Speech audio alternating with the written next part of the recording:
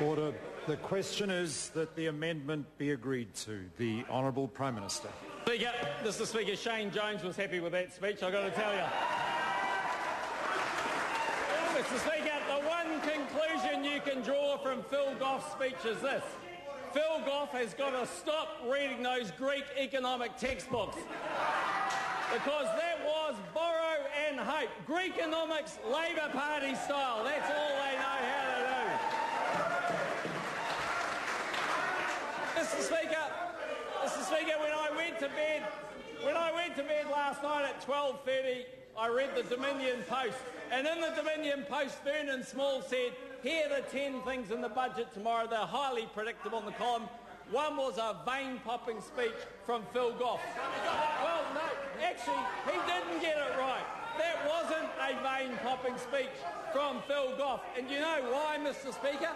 Because other than wanting to borrow, we didn't hear one suggestion, one policy, one good idea from Labor, because Phil Goff doesn't know what his policies are. He doesn't know whether GST's going up. He doesn't know whether GST's going down. He doesn't know whether GST's coming off a cooked chicken or an uncooked chicken. And I tell you what, neither does the rest of the front bench after that speech, Mr. Speaker. They haven't got a clue. But Mr. Speaker, interestingly enough, what I did hear in that speech from Phil Goff was this. See, it's actually interesting. They're paying more attention on that side of the House to my speech than they did their own leader. But anyway, I digress.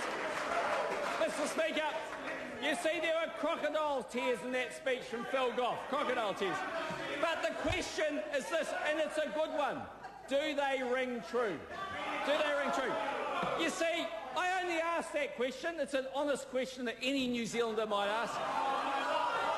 In 1988, let's wind the clock back. 1988, when Phil Goff was in Cabinet, they dropped the top personal rate to 33 cents, exactly as it is in today's budget. Did Phil Goff resign?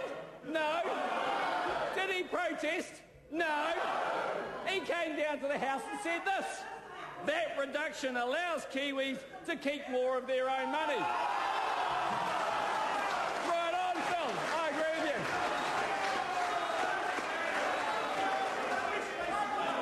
In 1988, in that Cabinet, wait for this, and Roger Douglas knows exactly what I'm talking about, they dropped the company tax rate to 28%, exactly as it is today. Did Phil Goff resign? No. Did he quit? No. No, he came down to the House and he said this: that will create an environment in which enterprises can succeed, both New Zealand enterprises and those attracted from overseas. Yeah. Well, it is a good budget. But wait, it gets better. Order, I hesitate to interrupt. Order. The debate's been robust and that's fine, but the noise has reached a level I'm sure no one in the gallery can hear what on earth's going on, because I can't either. No problem with it being a robust debate, and I do apologise for interrupting the Prime Minister, but we can't let it just become bedlam. The Honourable Prime Minister. The truth is, I've never seen so much support from Labor for a national budget, actually. Anyway, in 1989, wait for this, Phil Goff was in Cabinet. Guess what they did? They raised GST by 2.5%. But guess what? With no compensation, nothing for those on benefits, nothing for those on pensions, nothing for anyone. No. Did Phil Goff resign? No. Did he protest? No. Did he get in a bus, paint an extra tax on it and wander around New Zealand? No, he didn't. He said the virtues of it were great. Mr. Speaker, last week in the New Zealand Herald, I read something very interesting, and it was Phil Goff talking to the Labor supporters, and he said, Mr. Speaker, this. He said, should Labor regain the Treasury benches, now, note to self, the operative word is should in that statement, we are going to do a lot of reversing. That's what Phil Goss said. We're going to do a lot of reversing, so we'll hear about that in a minute. Well, ain't that the truth? Phil Goss has been doing a lot of reversing through his whole political career. But this is what he's going to be reversing. You see, today, Bill English delivered control of government spending. Well, under their spend-type matters, that'll be reversing under a Labor government. Bill English today delivered government debt under control and falling. That'll be reversing under the Borrow and Hope. Today, Bill English carried on with orthodox monetary policy, something Labor supported since 1989, according to Phil Goff. That'll be reversing. Today, Bill English delivered a comprehensive GST system, something Labor supported since 1985. According to Phil Goff, that'll be reversing. And one hint he should have told Trevor Mallard before he wrote the blog in April of this year, having a go at the Maori Party. That's what he should have done, Mr. Speaker.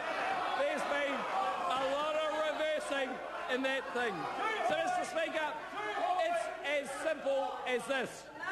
If New Zealanders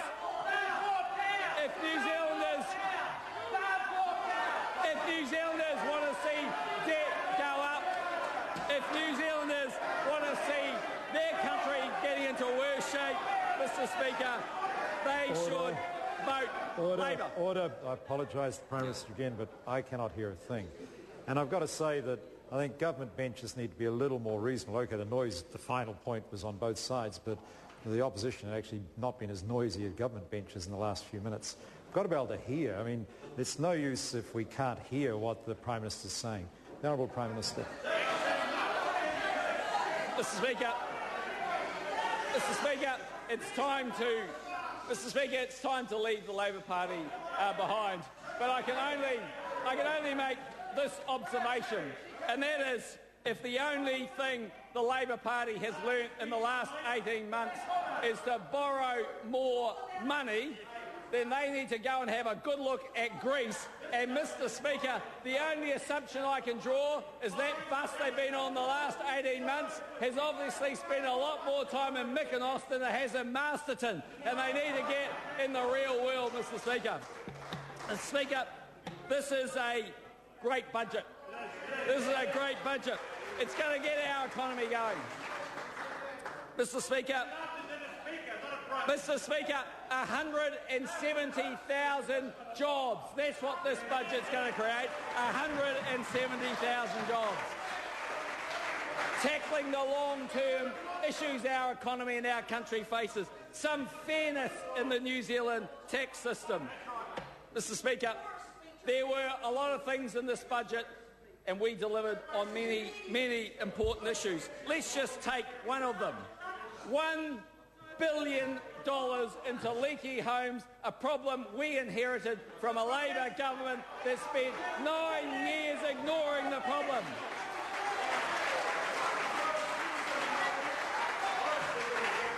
We'll see whether homeowners up and down the country who will have access to a solution to their leaky homes, who are currently living in a rotting dwelling, who now can see light at the end of the tunnel, we'll see whether they think this is a good budget, Mr. Speaker.